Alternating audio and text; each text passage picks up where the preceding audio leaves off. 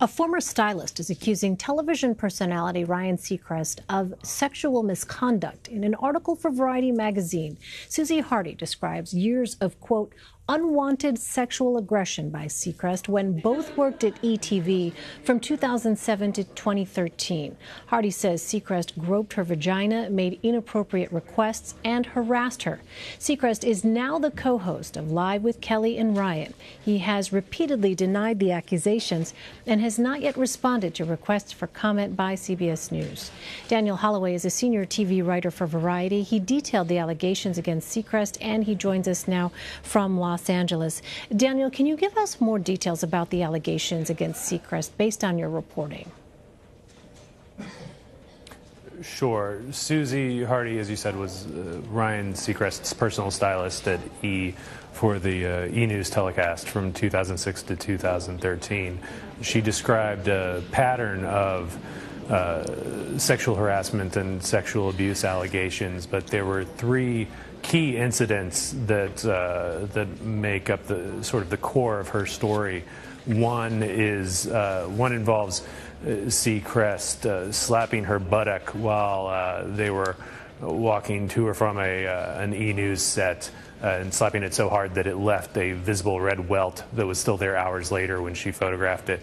Another incident involved Seacrest groping her vagina in front of crew on the set of E! News and using some vulgar language at her while asking her about a relationship that she was in.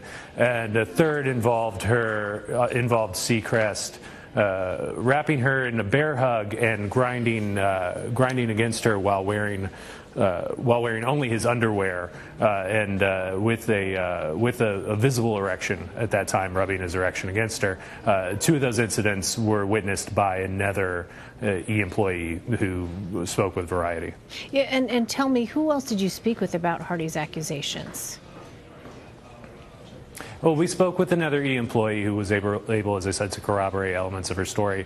We also spoke with several work associates and non-work associates who said that she had spoken with them at the time that these incidents and other incidents allegedly occurred, describing those incidents to them, further corroborating her story. Why did Hardy decide to come forward now? She was largely motivated by what she was seeing in the media, coverage of the Me Too and Time's Up movements, coverage of the Harvey Weinstein allegations, coverage of multiple allegations of sexual harassment and assault that we've seen, particularly in the entertainment industry, that we've been reporting on here. A variety that other outlets have been reporting on also. Obviously, the New Yorker and New York Times leading the charge with the Harvey Weinstein story. So she was motivated in part by that, and she did not actually come forward publicly with these allegations initially. In November, her attorney sent a letter to NBC Universal, which is the owner of E!, and Seacrest, describing the details that are laid out in our story. Seacrest was actually the one who took that allegation public. He didn't get into the details of what he was accused of, but he issued a public statement saying that he had been accused of misconduct by a former stylist who had worked with him at E! News. Now, to anyone who worked closely with Seacrest or worked at E! News, they knew that Susie Hardy had been his stylist, so he effectively outed her publicly when he did that. Initiated an investigation, hired an outside lawyer to conduct that investigation. In February, E! announced that its investigation had ended and the investigator had found, quote, insufficient evidence of wrongdoing on Seacrest's part. Seacrest then wrote a guest column in The Hollywood Reporter titled "What Happened When I Was Wrongly Accused of Sexual Harassment," and the publication of that guest column was, based on the conversations that I've had with Susie Hardy, a major factor encouraging her to ultimately come forward, attach her name to this story, and go into detail about many of these allegations.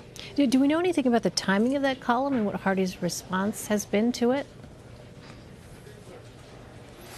We know that she was not pleased by it. We know that she felt that it was adding insult to injury, and that from her perspective, she had been subjected to 7 years of abuse and harassment from Seacrest, starting from very early on in her tenure at E.